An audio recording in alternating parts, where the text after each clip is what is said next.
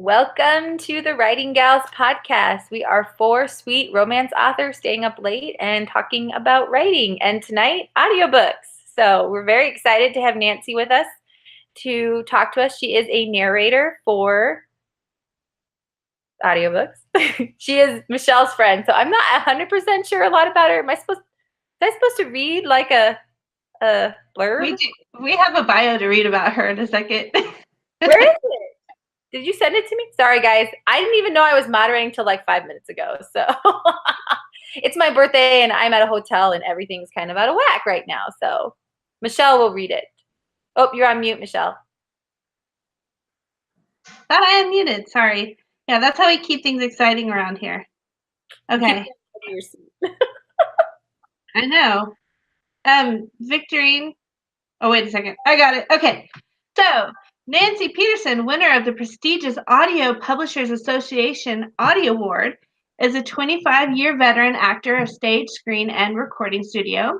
Nancy has a penchant for dialects, diving deep into the study of language.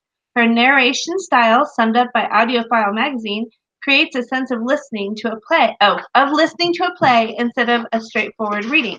Nancy resides near the foothills of the Utah Rocky Mountains with her husband and their 6 children, 2 rats, 2 dogs, 3 fish, 1 turtle, 1 snake, a hive of bees, and a gecko. Wow. So we have some sad news.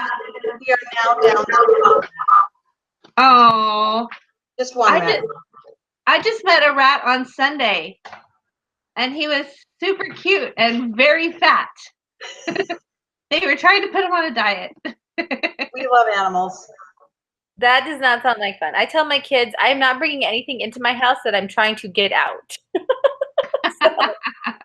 That's rodents for me. Well, welcome. We're excited. But before we delve into all of the knowledge that Nancy will impart on us, we are going to hear from our sponsors, which are us. So, Michelle, since you're unmuted, why don't you tell us what you're working on? Okay. So I just finished the edits for my mermaid romantic fantasy, The Lovely Deep, and it is now on pre-order. I'm super excited. I don't know that it's a wise move, but I did put it up for pre-order. And I am going to have it out. It's going to be live on the 15th next week. So now I get to dive into edits on my Regency story, The Unwanted Suitor, which is part of the Regency House Party collection, anthology. I don't know that we picked a word. I think it's more of a collection. It's like when it's a massive experiment where we wove 5 stories all together, and now we're trying to publish them as individual books. But that's why we have to edit, because now we're making them all standalone stories. So that's been fun, and I can't wait to dive into the fun stuff, which is writing, next week. So really excited about that. And I am excited because Nancy told me she's actually getting to narrate my 2 books, the first 2 of my Billionaire series. So I'm really excited that that project is got, wheels and it's moving, and hopefully I'll have audiobooks up soon with Nancy's amazing talent, showcasing my hopefully not terrible words. It's amazing. You will fall in love with your book all over again once you hear it read by an audiobook person. You'll be like, oh my gosh, I am a good writer. It's not terrible. So you'll love it. Awesome. So Nancy, why don't you tell us what you're working on? I'm right in the middle of, it's the final in a series of dystopian kind of fantasy young adult. The author is Eric Edstrom, and he's been great to work with. We actually connected outside of a publisher. I can tell you more about how to do that. If that's something of interest to you, there's a lot of ways to get an audiobook done. And you're absolutely right. It is so cool to hear it read. And that's what you said is exactly what Eric said. He said, wow, I'm a really good writer. It's fun to have it put into words. It's just it changes the way you look at your own book. So it's kind of neat. Well, I think it's because you're also not hearing it like in your head, and then having like the flexion in the voice and the changes of the voices. It's just amazing. It's very exciting. Yeah. Cool. I'll have to go check him out because I love YA dystopian Yeah, it's been a really fun series. My typical thing is clean romance, Regency romance, and so it's fun to do something a little bit unusual for me. I really enjoyed it. Cool. So. Well, I have lots of questions, but we'll have to get to you in a second with all the audio questions. So, Judy, why don't you tell us what you're working on? I am still working on my 4th book in the Ridgewater High series. I have moved past the first chapter. I know I've said for all these weeks that I've read on the first chapter again. I am now on chapter 5. Yay! So so I hope that it will just move faster from here on out because I don't know, the last 2 months have been ridiculous. So yeah, that's what I've been doing. I said it. Oh, I did the blurb today too, so that's pretty exciting. And I got it up on my pre-order page because for the last week I just had the tagline and description coming soon. So You put up your description and everybody was really positive because you've been nervous about doing a teen pregnancy one. And so everybody was very excited and sounded like you did it justice and that it's a topic that happens and we should discuss it more and show it in a clean way and not a not clean way. So yeah. Hopefully that gave you enough confidence to be like, okay, let's go. But it's hard. Balancing an issue along with romance is a hard road to hoe. So, Yeah, hopefully I do okay at it. It's been kind of, well, obviously I've been doing the first chapter a lot, so it's been fun. It's just going to be amazing. That's, and once you get in the groove, you're going to bust it out. I total confidence in you. Yeah, my kids go back to school next week, so I hope to finish it really soon. Awesome. Well, cool. What about you, Victorine? Oh, I'm so excited. I just finished my book. It was going to be my 5th billionaire book, but it just didn't fit with that series. So it's going to be standalone for now. I may start a romantic suspense series, but for now it's standalone. It's called Saving Cade, and it's going to be out. It's with beta readers right now, and then it'll go to the editor, and then it'll be out. So I'm hoping in a couple weeks it'll be out and ready to go. So I'm super excited. Yay! Well, I'm excited. I get to beta read it, so I'm ready to dive into some Victorine romantic suspense. And she's got a new cover too, which is amazing. So it looks pretty awesome. Thank you. And then for me, it's my birthday today. So I am at a hotel. My husband said, "What do you want?" And I was like, "I want a hotel. I want a night at a hotel where I can just write and not be bothered." Although it's really quiet. I'm like, wow, I really like having all 5 of my kids around. Like, it's great to be alone, but sometimes I miss my kids. But I am like 3,000 words away from finishing rule number 2. You can't crush on your sworn enemy from my YA series. And I need to get that to by beta readers and back by Saturday because it's got to be up for pre-order next week and then releasing the week after that because I'm trying to rapidly release them, but I'm writing them as I release them. So things are a little crazy. And then I just put up for pre-order rule number 3. You Can't Kiss Your Best Friend and Marrying a Spy, neither of which I have written. So, but I have deadlines. So this will be exciting. It'll be interesting. And I just personally had 2 of my books. Well, one of them just finished publishing, Marrying a Prince, just went from audiobook. I had found a lady who would do it in like 3 days. So she was awesome. And she also read my rule number 1. So that's done and publishing right now. And then Marrying a Billionaire. So I'm excited to talk more about audiobooks because it's something that I've been dabbling in and thoroughly enjoying. So that's what I'm doing. Very exciting. So let's get started. Oh, and then I'm going to turn the time over to Michelle because she's going to mercilessly plug in the Midwest Indie Author Hub Conference. Yeah, so we're excited. It's going to be next month. It's in Kansas City, Missouri at the Plaza Hotel or Plaza Embassy Suite is what it's called. And it's, oh gosh, I forgot to look up the date. September 21st through 23rd. Am I right? Yeah. I think 21 and 22, I think. Is it? I think Wow. it's, let me look real quick here. So what it is so there's a Friday, Saturday, and then there's also a boot camp available the day before for those who are interested, which I am really, really in favor of people doing the boot camp. Did you find it, Victorine? Yep, 20, 21, and 22. Okay. I was off by a day. You could have been there on Sunday if you listened to me, which, that wouldn't be too bad. So, yeah, come because Victorine, Amy, and I are all teaching 2 classes. And we're going to try and have a meetup for Writing Gal fans while we're there. We're not sure how, but we want to see you all in one place. So we're going to try and figure that out. So if you haven't registered yet and you think you can make it to Kansas City, then come on down. I like Wow. it. Are there people we have tricked into believing that we know what we're talking about is really how you should classify. I mean, we know exactly what we're talking about. Until we don't. Until we're like, And I want to add that caveat here that, like, don't take what we say as gospel. Like, this is a fluid, moving career, and things are going to change, and things are going to be different. The industry changes. Try things that work for you. Research. We've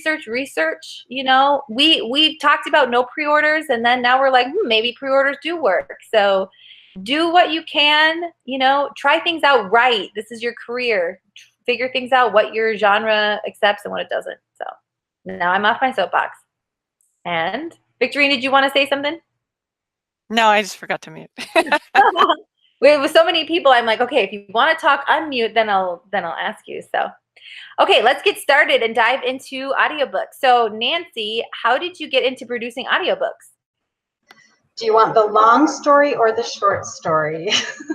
I have both. I've been doing audiobooks for 4 years, but if I'm really honest about it, I've been doing audiobooks since I was probably 11 or 12. My dad, when I was a kid, he got this amazing, huge tape recorder. We were not allowed to touch it. It was for business only. Well, me and my friend, we would sneak it. I don't know how many cassettes we probably taped over that were important. We'd throw that in. We'd turn on my old record player, we'd put on Ferrante and Teicher. I don't know if you're familiar with Ferrante and Teicher. It's this piano music. We'd put that on in the background, and we would read Encyclopedia Brown paperbacks. And I'd actually kind of forgotten about that until I went to we've been lifelong friends. We went to her daughter's wedding, and she reminded me that I've been preparing my whole life to narrate audiobooks, so it's kind of funny. But seriously, it's been 4 years since I did a Google search for how to become an audiobook narrator. And I've been in acting, for most of my life. And so this was just another way for me to explore that, I think, especially since I have children at home and I wanted to do something where I was available and that was flexible and would work nicely for our family situation. And it's really been amazing. Grateful for all the platforms that are out there right now. And that's only growing. The audiobook industry is in a huge boom. Last year at the Audio Producers Convention, it was a 30% increase from the year before. We've had another 30% increase this year. So listeners of audiobooks is just skyrocketing. And so I think our job as narrators and authors who are looking at audiobooks is to say, is this a good fit for what I'm doing? And I think it's going to get easier and easier for people to have their audiobooks narrated and produced. And there's a platform out there for them to do that, even as an independent author. You don't have to have them done by a publisher or sell the rights to a publisher. Oh, one other quick thing. The print rights are separate from the audio rights. So even if you do sell the print rights to, say, a publishing house of some kind, you may still retain the audio rights. Check your contracts. Because if you do retain the audio rights, you can have an audiobook made. So anyway, that was a little lengthy. No, that's awesome. I remember when I was a kid, I got like a tape recorder with like the microphone. Do you guys remember that thing? And you were talking to the microphone, it records your. And I was like, man, all these kids nowadays, they don't ever have that experience because all they have is their cell phones. They don't have that cool little cassette tape thing that you record into. Except for we didn't talk in it. Me and my sister would have screaming contests and see who could scream the loudest into it. And then like, I really want to find that cassette tape with me and my sister screaming into it. Oh, that is hilarious. I have right here. I'm going to show you something. I didn't plan this. Remember, I just told you about the tape? I just got this in the mail from my cousin. Oh, but She sent it to me and said make copies, and she wants it. So we tried to play it, haven't been able to. I don't know, I'll probably have to find some place around here that can do that for me, but I'm really excited to hear it again. So I'm sure it's gonna be super fun. Yeah. Oh, exciting. Well, since that's the what is the process like? So when you start doing an audiobook, why don't you tell us what the process is like? Okay, so are most of the people that follow your podcast, are they independent? Yeah. Okay. Okay, then I'm going to address the way to do it as an independent author. Right now, probably the most well-known platform to have an audiobook done is called ACX, acx.com. You can go on acx.com. If your book is on Amazon, all you do, it's an Amazon company, so all you do is claim the book on ACX, and it fills in the whole thing for you. There is that one caveat, though. If your book isn't on Amazon, you won't be able to use ACX. So they're tied together. And I think most people use Amazon. Am I correct? Most independent authors? So yeah, what you do, Amazon, not. If you're an independent, Amazon's a pretty big gorilla or player that you yeah. Amazon. Well, and it's actually fantastic because you'll be able to, in a search bar, search for your book, claim your book, and put it up for auditions. So I can probably give you some hints and ideas on what would make a good audiobook and what wouldn't. I think you need to ask yourself, why do you want an audiobook? I can give you some different scenarios. For example, I have one person, her main goal was for her mother's story to be told to those who couldn't read anymore. Her mother was in World War II, and her story is amazing. It's a memoir. And she wanted to be able to share this story in as many ways as possible. So for her, that was her goal. She wanted that audiobook for very personal reasons. Other people might say, I have a great selling paperback or ebook, Kindle book, and I think I'm leaving money on the table if I don't do an audiobook. There are some audiobooks that they maybe shouldn't be an audiobook because right now, currently, and this probably will change with the popularity, but currently, most fans follow authors. They don't necessarily follow narrators. That is changing some. I mean, we are seeing, groups of people that follow narrators, and that's happening in certain genres, especially romance right now. But so what happens is if you think the audiobook is going to push your sales, it might not. It will probably follow your sales, though. If you happen to get a BookBub ad, you're probably going to see a huge spike in your audiobook sales too. It just tends to follow, and it usually will follow the authors. So if you have a book that's doing well and is selling well on Amazon, probably you are leaving money on the table if you're not doing an audiobook. So lots of people I know and I talk to who are like, oh, I just wish your book was on audio, because a lot of like moms or people who are working, they're like, I just put an audiobook on in my car or on my phone when I'm doing dishes and I listen, and they're like, or they'll be like, I would read more if I had it on audiobook because then I can actually listen. Well, they're not technically reading, but because it takes a lot to like focus and keep your eyes. But like as a mom, for me, audiobooks are great because I can just be doing stuff and I think I would consume way more books if I can listen to it than having to actually physically sit down and read it, it makes me sad because I want to support indie authors. But when I go on, Amazon, that nobody really has audiobooks that they've done. And so I could totally, audiobooks are big, I think, and definitely leaving money on the table.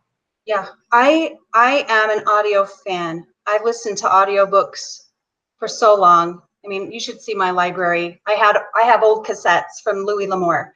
So I've always loved audiobooks, and what you're describing is exactly what's happening all over. We're getting busier. It seems like with technology that would help alleviate busyness, but I don't know, we just keep adding more. But I love the ability to, while I'm doing dishes, today I was listening to Lies She Told, and finished it today, by one of my friends, Lisa Larson, amazing narrator, and it's fabulous. It just pulls you right in. So there's so many wonderful things, and there's good research that shows even children who cannot read well, if they listen to audiobooks, that actually helps them read better. So there's some really positive things about audiobooks. The fact that you can listen to it while you can't be doing anything else, right? While you're driving or cleaning or folding or whatever, or maybe discreetly at your job. Though I didn't say that. I didn't say that. Told me I could listen to. So I have to add, No, we never do that. so you can do it while you're washing dishes, but for me, like, that's how I make myself wash dishes. Like, you know what I'm saying? Sometimes I'm just sitting here and I don't want to do all these monotonous, boring, awful tasks. But if I can listen to something that takes my mind away from it, and I can be somewhere else, then I can make myself go and do other things that are not so much fun. So Last year's conference, I listened to an audiobook the whole way, and it was like 4-hour drive, and I was like, wow, I'm here, and look at that. It totally distracted me. Well, it keeps me awake when I'm driving. Mm-hmm. I had a 6-hour drive by myself about 10 years ago, and I was really nervous to do it. So I went to the library, grabbed all the cassettes and CDs I could get my hands on that it looked interesting to me, and that kept me awake. I was engaged the whole time. I was watching the road, totally awake. And so, yeah, I think there's some real benefit from it. And do you want me to tell you a little bit about the process once you find your book and look for auditions and things? There's a couple of ways to do it. For some people, they already know who they want to read their book, and so they'll get on there and they'll send an offer to the narrator of choice, and that you can communicate with narrators on ACX. So it's almost like this dating, I don't know how to put it, where you meet authors or narrators, and you do these little things to see if you're the right fit for any particular project. So when you go in there, there's options. There are tiers of payment. The first being royalty share. That's a great option for indie authors. And I'll tell you why. Royalty share is no money up front for the author. It's basically a joint project. Your narrator that you want to work on your project, they're going to pretty much they're taking a little bit of a risk, not a little bit of a risk, they're taking a risk because they won't be getting paid unless the book sells.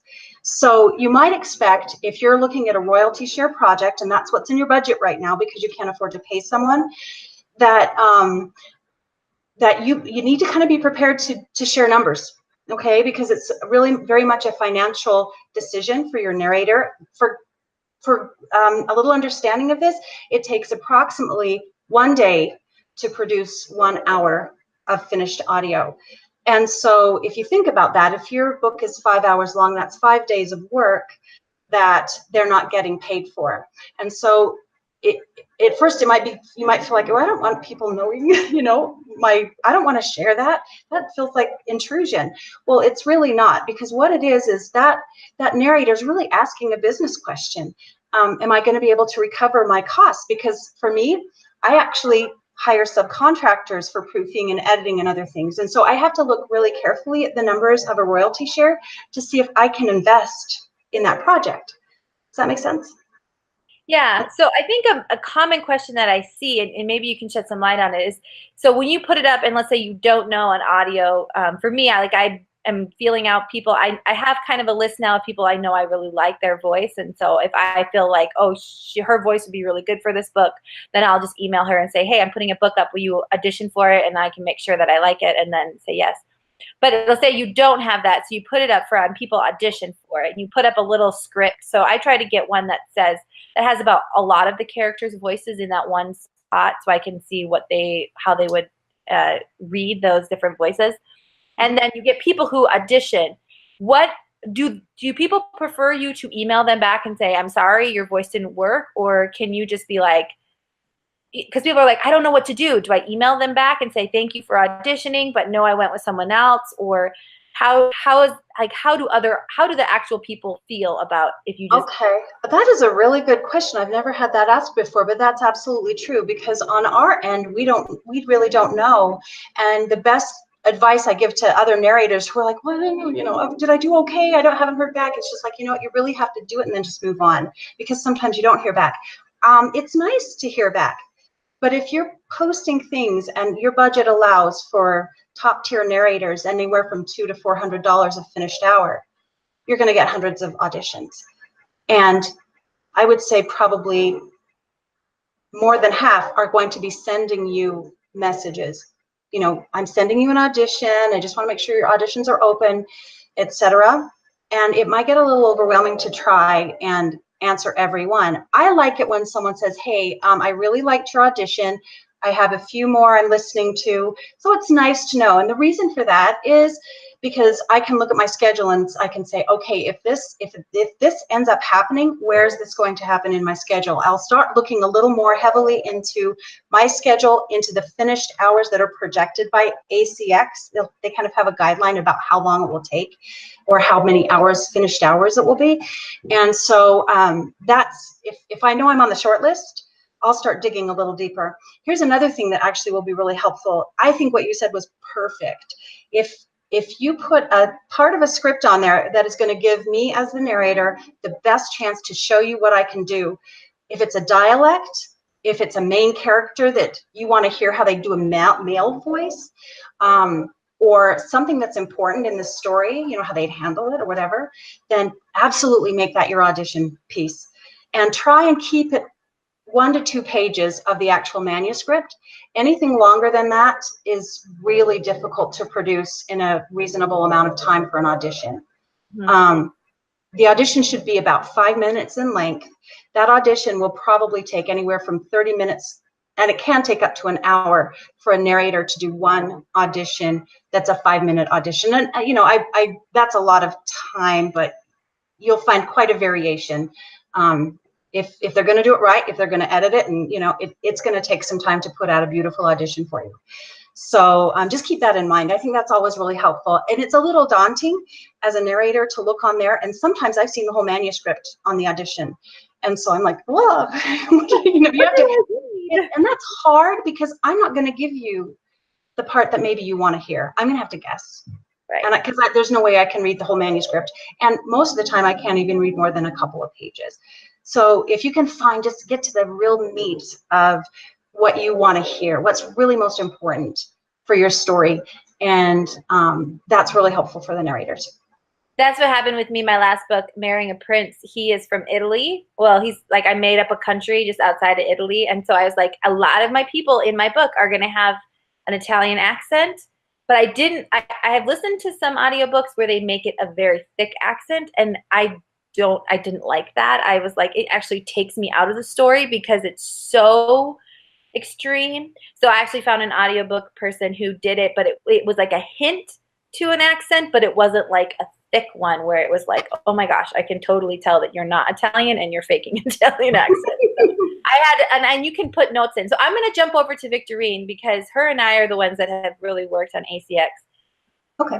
Tell us how it works. So like if you're an author saying, I want an audiobook, I mean, what is it paid per finished hour? How does all that work on the author end? For me, there's quite a few choices I think that they give you.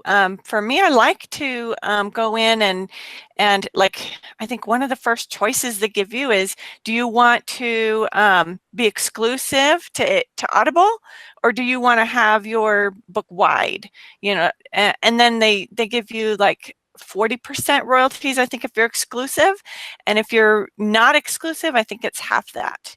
So you have to choose if you want it exclusive or not. Now, I've only done exclusive because I use Audible, and I know a lot of people do, and so I haven't tried it wide. So I have no idea what it's like on the other side of it, but that's what I choose. And then they also But have if you you're choose. wide, then you can also get into the library things, I think. So you can get into the loaning through the libraries and stuff like that. But I don't know how that would make you money because I don't know how that works. I don't know how that works either. I think that's a little more involved. Oh, I'm sure it is. I mean, there are publishers that are trying to get their books into libraries, so I think it's probably pretty hard for an independent author to get their book into a library, as far as I know, because I do know that they go to conventions and they go to library conventions and trying to get the libraries to pick up their audiobooks. So that's something I just know a little tiny bit about, but it's a little more complicated than just having it on Audible. So. Yeah. I do know that in my contract with Tantor, I get a slightly higher royalty on like library sales.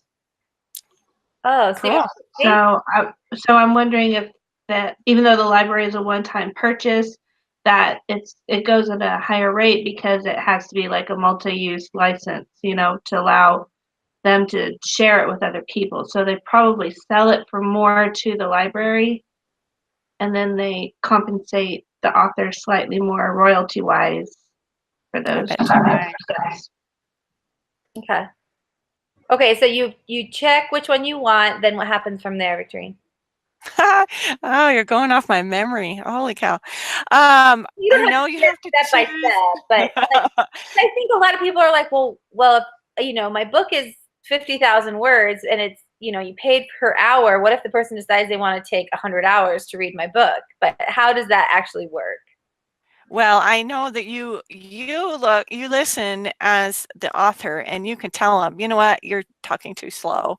I don't really like how many pauses you're putting in here. I don't like, we wait 10 minutes before you start talking. You can tell the narrator what you like about what they're doing and what you don't like about they're doing, and it's generally about an hour of finished audiobook is generally about 10,000 words. And Audible sets it for you. So like the artist can't take really long time. It's finished hours. So it would be like they say, I think it's like 9,700 and something words is 1 hour. So whatever you offer, so you offer from like 50 to 100, 100 to 150, 150 to like 300, and it keeps going higher. And you can say, I will pay anything from this to this. You will get people, and I had this person once, and I couldn't believe it. And maybe Nancy, you'll be like, what? I had this lady audition, and I liked how she did, so I offered her. She emailed me back and told me, I will only do royalty share, which I did not put, or you need to pay me $250 per paid finished hour. And I was like, my range was 50 to 100. Where in the world did you get 250? And then if I that is why were you auditioning? That is a topic of discussion on some of the narrator forums, and it's frowned upon because of that. It's like bait and switch. And as narrators, we have that happen to us sometimes, where someone will come in and say, they'll give us one thing, and then when they offer it, they'll switch it and say, well, but would you do it for this? And you kind of have a certain expectation going in both ways. So that's not encouraged. I'll just say that. I wrote Victorine, and I'm like, can you believe this lady? Like, I said what I would pay, and I was like, honestly, I have a bunch of other people who are willing to take my money happily and not tell me no. And then she went into this long list of all the people she has to pay and why she won't make any money in the end. And I'm like, and Victorine's like, well, obviously she has time because and then she said she couldn't do my project until like 3 months from now. And I was like, okay. And obviously she has time if she's auditioning for stuff she can't, that's not even like what she wants to be paid. Well, okay, so that first part, I'm like, yeah, that's a little crazy, but it's really not uncommon for narrators to audition in advance, and they have sort of things lined up for a few months. I would say that's probably more common than not, because most of them are like there's, we're all small business people. And so if we see something we want to do and we think will be a great fit for us, I think we want to audition. But usually my message to the author will be something like, look, I can't get to this till this date. And that's another thing. Deadlines are so important. And so I try to be so careful. And I think most narrators do try to be so careful about what we promise. I always build in a buffer. I've had equipment failures. I've had an editor who had some issues and couldn't get the stuff back to me. So we try and build that in.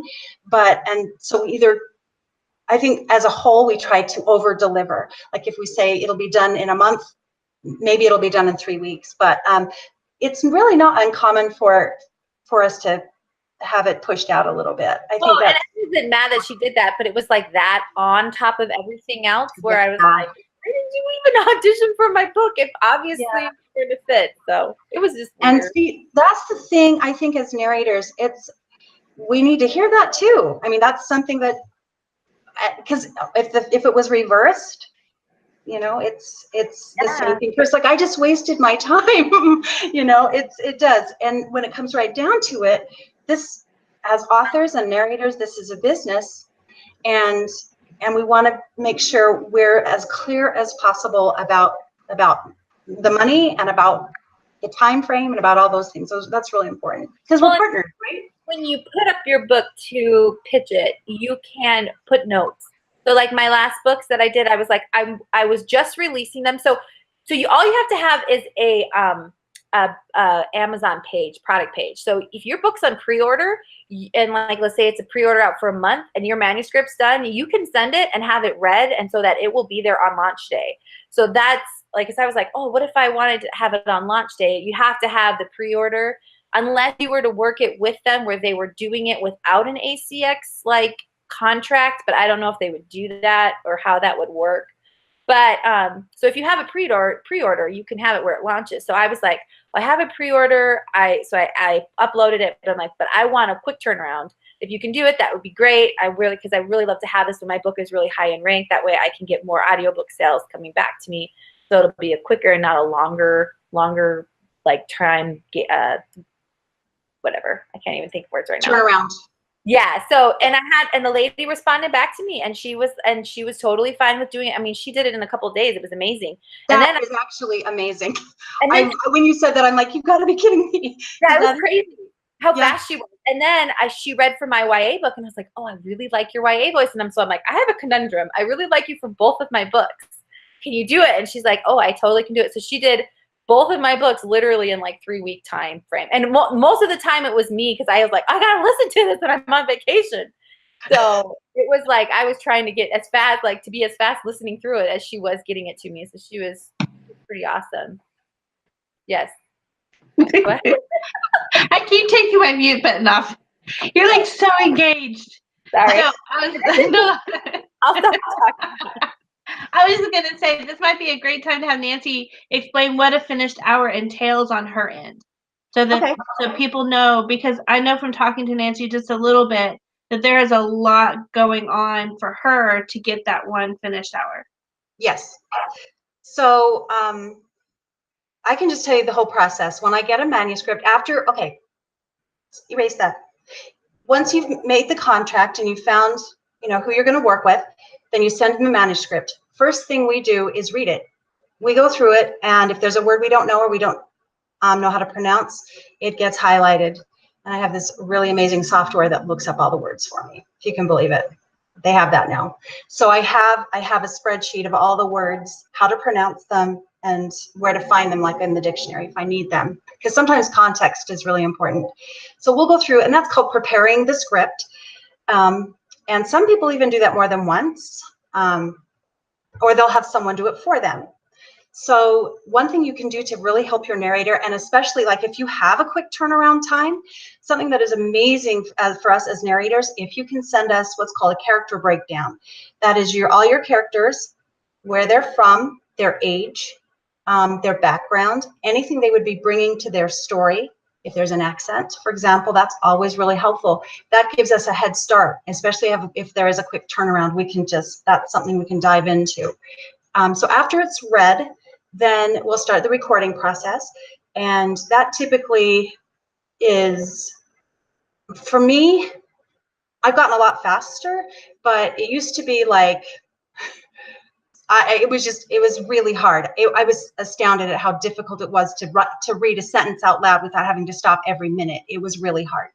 So that's probably, now I'm at like 2 to 1. I can probably get 2 or 3 to 1. So if I have 15 minutes of reading finished, that probably took me a half an hour to 45 minutes to actually record it. After it's all recorded, then it's sent off to a proofer. The proofer listens and reads the manuscript, and they send you back any corrections which you make. Once the corrections are done, you send it to an editor. Some narrators self-edit and master their final product, and there are pros to and cons to both. But after that process is done, then the editor sends you back the beautiful retail-ready files, and we upload it all to ACX. After we've done that, we click a button that notifies the author, and they get to come and listen to it on ACX.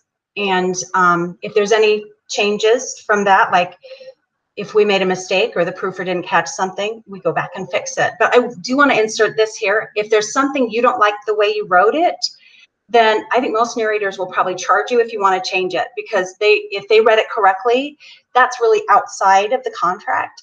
So just bear that in mind, that as a narrator, we will fix what we did wrong. But if you kind of go, I don't like what I did there, then expect you'll probably get a studio fee for that, just as an aside. But if you love it and there are no mistakes, you click a button that says I'm done. And if it's a royalty share, it's off to the quality control at ACX. And then within 14 days, probably, it'll be up on Audible and available through Amazon as well. You can click through onto Amazon. So if you're paying per finished hour, there's one more step, which is after you approve it and you send the payment to your narrator, then the narrator hits I've been paid, and then it goes through the quality control process at ACX and then gets onto retail. So I hope I explained that okay. So what happens if your author never pays you?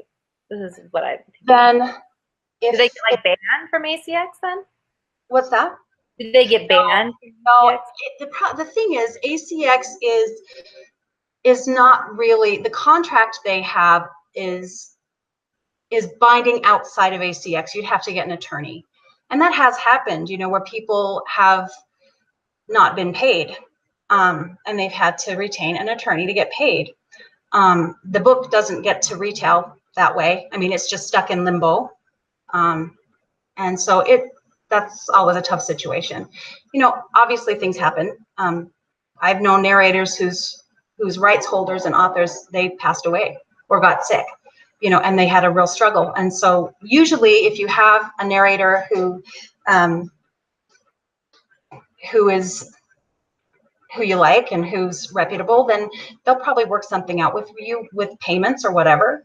Or if you've worked with them before and they know you and your friends and they know that they'll be paid, they may work with you on that. But yeah, otherwise the book just sits there in limbo and the narrator's out their fee pretty much. So don't do that.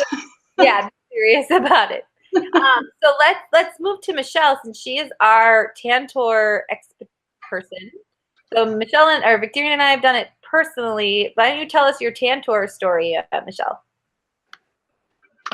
I got an email and they wanted to acquire 2 of my books. And so I was like, yay, because I'd been on the fence. I really wanted to start doing audiobooks, but it was just one of those kind of things that took a lot of time, as you girls have talked about before, the time it takes to listen all the way through your book and set everything up and, all that sort of thing. So I just kind of hadn't gotten around to it. So it was wonderful. And I accepted the contract, and it was kind of, so I get to tell a funny little story now, which is called Nancy. So I was out at Storymakers in May, and my family lives out there. And so I was going to a family function, and this lady was there with her husband, and my aunt introduced me to them because they were longtime friends of my Uncle Scott. And my Uncle Scott, who actually trained as an actor and worked in some movies and TV shows and all that sort of stuff. So they were kind of all in that acting thing, right, Nancy? Right. And so we got to talking, and she said, "Oh, you were at Storymakers, and I've been wanting to go to that, and I'm a narrator." And so we realized we had this connection, and so we kept talking. And I mentioned that I had just signed a contract with Tantor, and she was interested in working with Tantor. And so I said, "You know what? I get narrator approval on my book." So I heard Nancy's great Southern accent that she does. And it's my Southern Billionaire romance series, so I've obviously got Southern characters. And so I sent it through my agent. I said, "Can you see if you can get Mentor to get Nancy on this job?" And it finally worked out over time. It was kind of hard getting all the bits and pieces communicated back and forth, but we got it done. And I think was it this week that they told you to go ahead with it? It was last week I actually signed the contract with them, so it worked out great. I was really worried after meeting you because I was gushing, wasn't I? I'm like, oh, you went to Storymakers. I was absolutely freaking out. You went to the gala, didn't you? Yeah. Right after that was the Audi's Awards. So, and I didn't know at that point.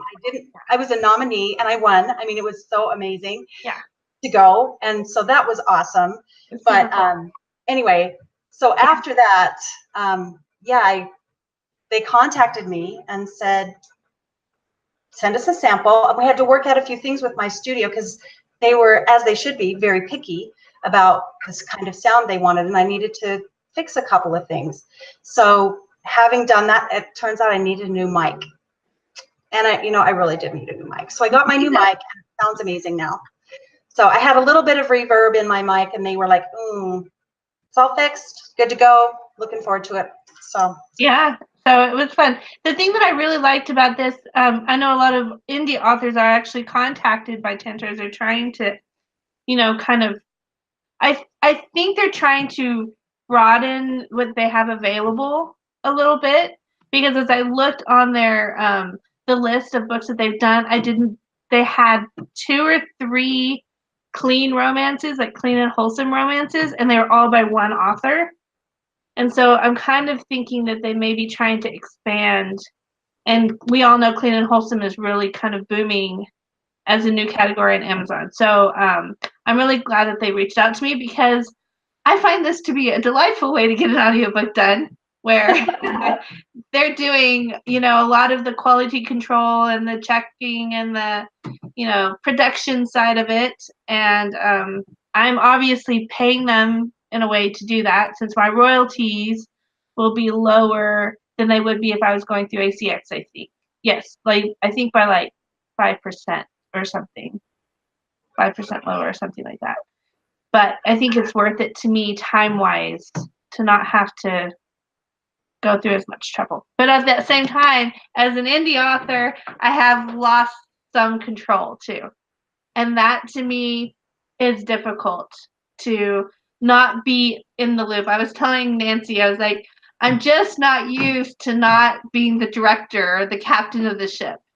And so that's a little bit tricky too. Well, can I say something that you did? I think that was really good. That is, you wrote in your contract that you had the last say on who narrated your books. So I think that's an important thing that authors retain, that if they want to have some control over who narrates their books. I've talked to authors who don't like the narrators that the publisher chose for them. Yeah. And that's always disappointing, because it's kind of your baby, Yeah.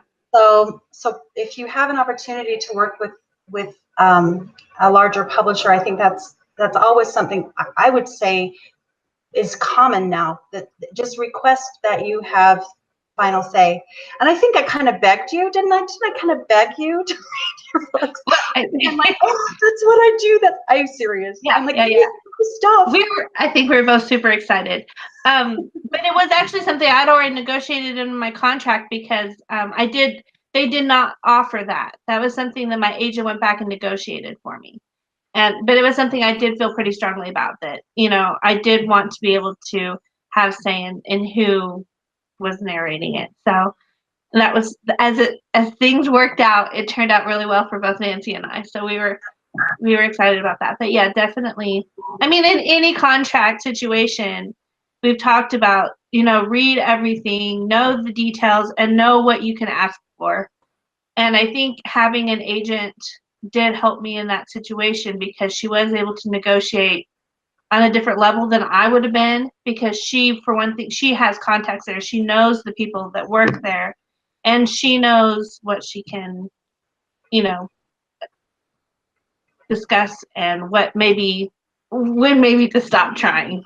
But she knew she could get that for me, and she did. So that was awesome. And I got cover approval too, which I didn't ask for. They just offered it second time around. So that was cool. Anyway, this is where Amy's supposed to start talking again. Well, Victorine doesn't have her mic on, or she has her mic unmuted. So I'm like, is she wanting to jump in? That's what I was waiting for. Did you want? Oh, I just have some questions from the live chat. So whenever you're ready for them.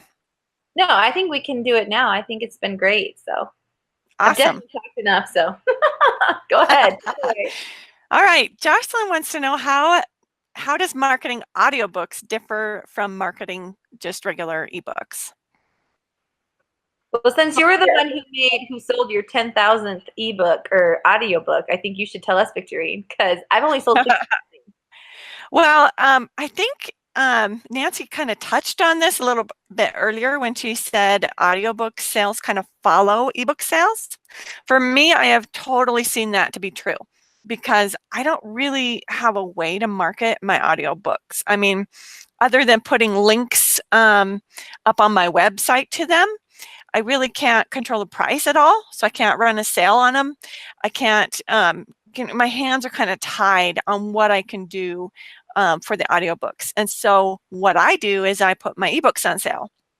And if I can get my ebook free or 99 cents and I sell a bunch of them or give a bunch of them away, then I see a big rise in audiobook sales.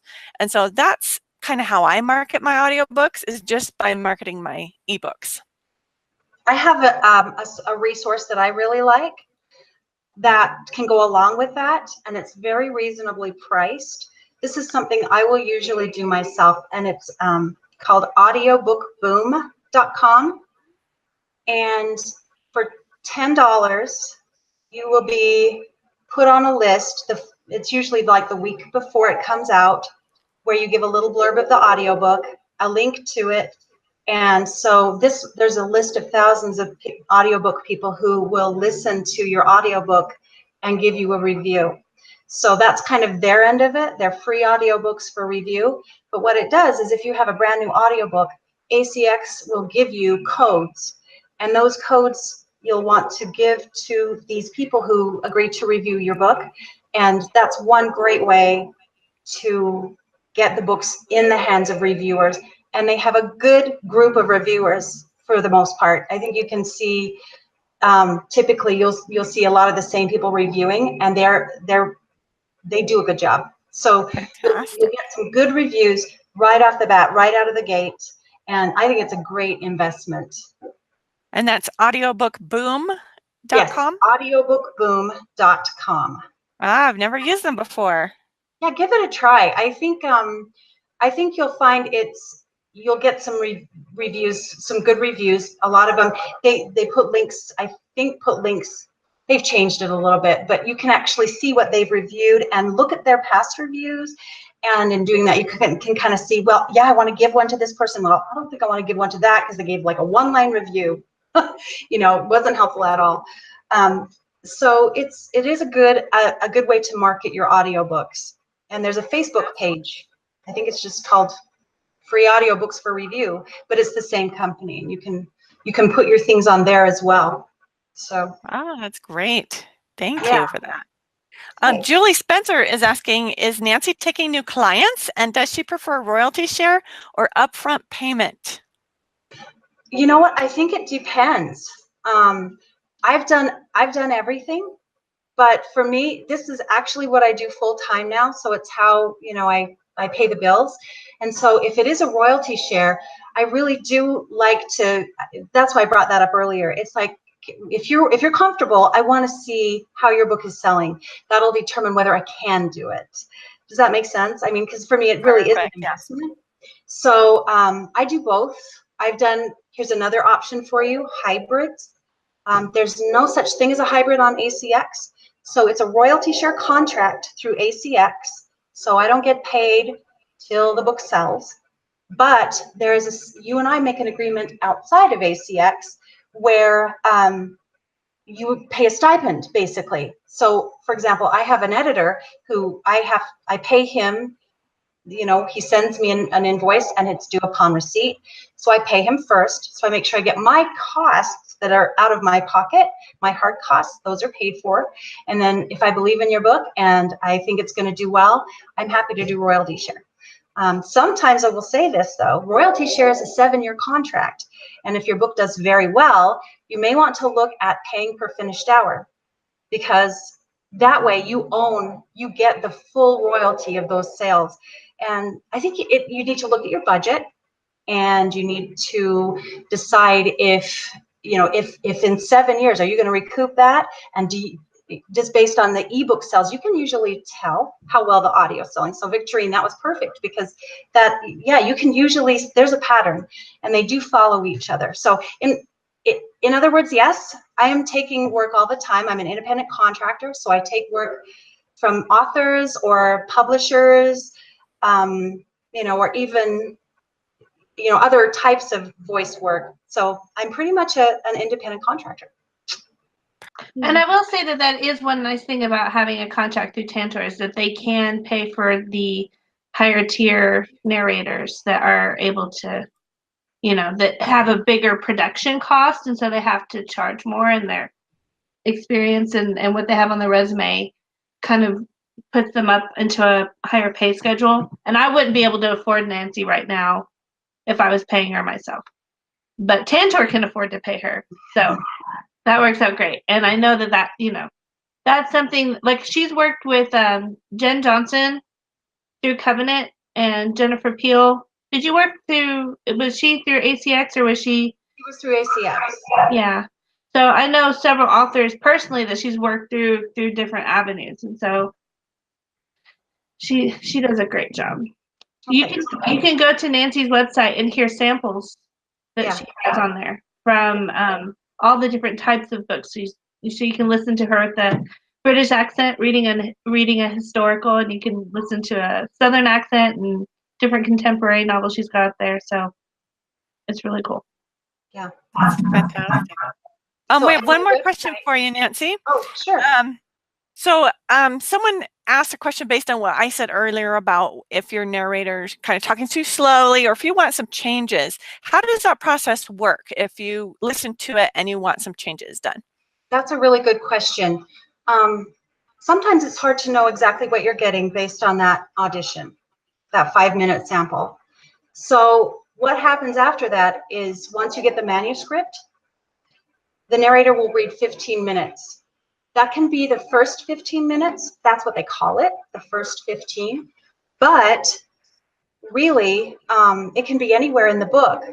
So again, for this one, choose an important point in the book that you really know you want to hear the narrator read. So have them read. And at that point, that's really your only opportunity to give that kind of feedback.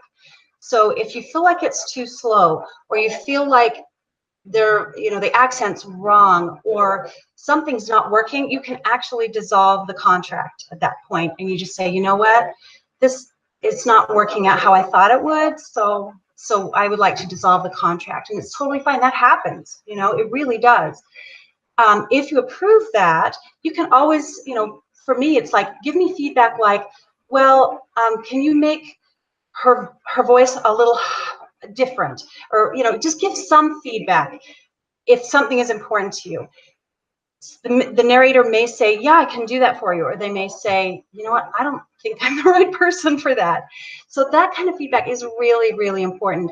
The thing about pacing is most narrators, when you're reading a story, you're not thinking about pacing. Pacing is a hard one. Some people might be able to do that, but if someone says, you know what, you're reading too slow or you're reading too fast, I typically will say, well, you know, I don't think I'm the right person for your project because I can't be thinking about that.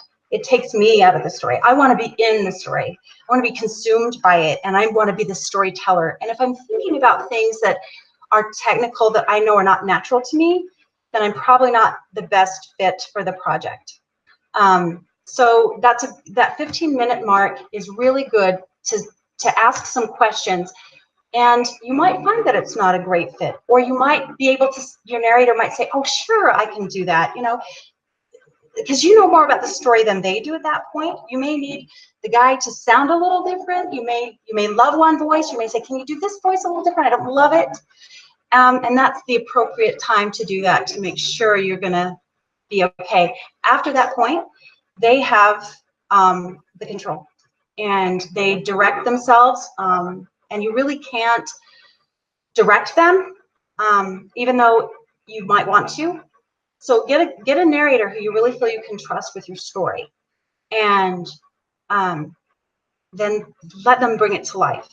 So it's interesting because I can't remember who mentioned it before, but it won't sound like it's in your head. You have this inner dialogue going on when you write it and what you think they're going to sound like. And you get someone who's pretty close, but it won't sound the same.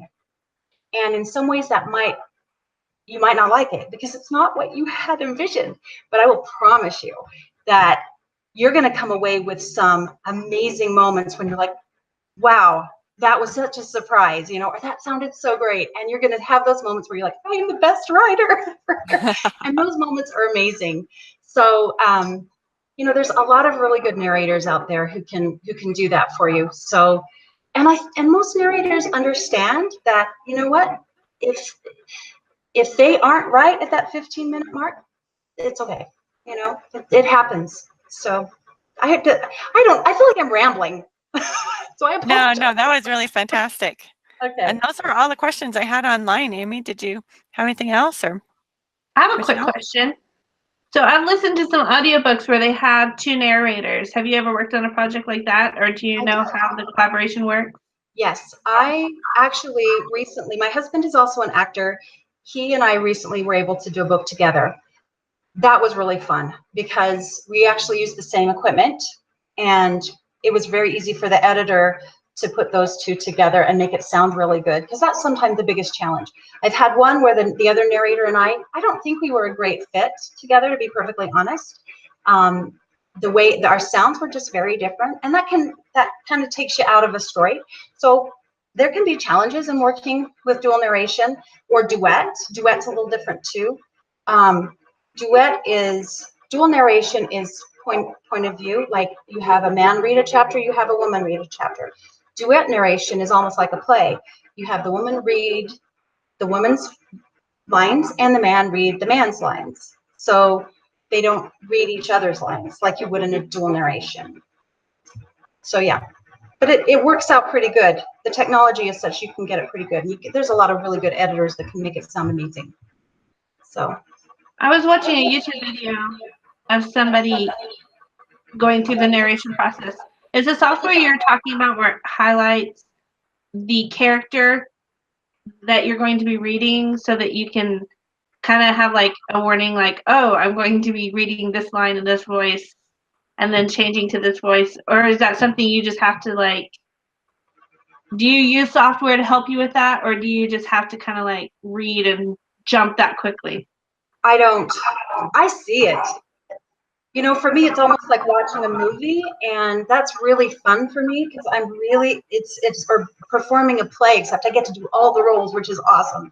So it's really exciting because as you have those opportunities, you know, your eyes they travel a little quicker. And so usually you're actually reading ahead of what you're saying. And so you can make the shifts pretty seamlessly if you're really seeing it, if you're really engaged in the story. So rarely will anyone highlight you know, she's pink, he's blue. Some people might do that, but that doesn't work for me. I just think if you get into that story, I mean, it's just happening. You know, you can just see it. You're just immersed and you're in there. I mean, you feel it, you know? So can you see, I talk with my hands. I do this in the booth. And That's this is, awesome. you know, this is my, and everyone in the roles, they all have different actions. So That's awesome. It'd be fun just to see a video of you recording an audio sometime. That'd be fun. yeah, you get a good kick out of it because, you know, you're shifting this way, you're going like this. And we went to a panel, I'll just be really quick, a panel, one girl was saying, she sat down in the booth and she's like, oh, what's his voice? What's his voice? And she's like, oh, it's the eyebrow. You know, and so it's almost, there's some physicality there. It's like you remember him when you're like, oh yeah, he's this one. He speaks like this, you know, or whatever. So it's just kind of fun to play with.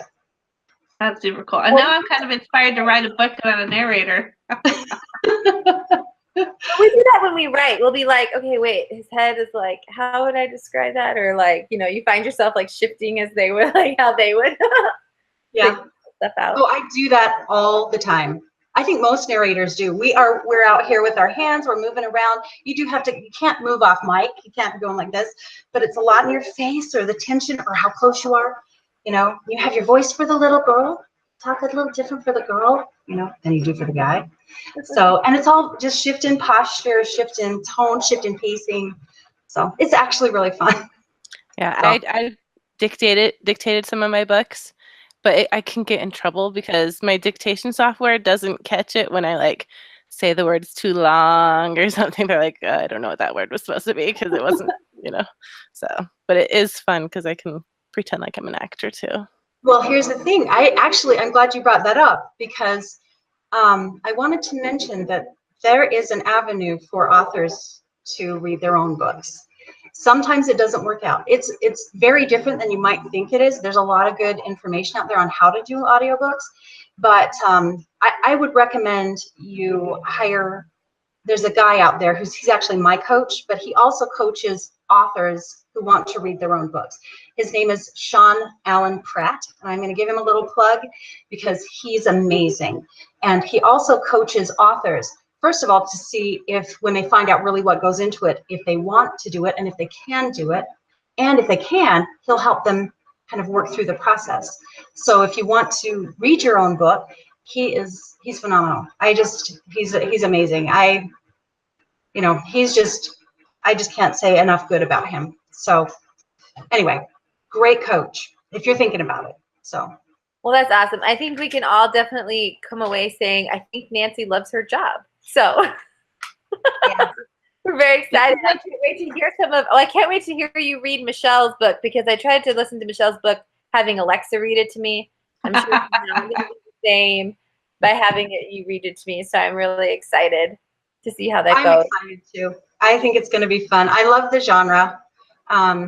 Yeah, it's going to be fun. It'll be amazing. Has good words, so we're all very excited to hear them put out in audiobook person. Well, I think we're running late in our time, so we'll probably say goodnight unless Michelle has something she wants to say. No, I'm just not muted.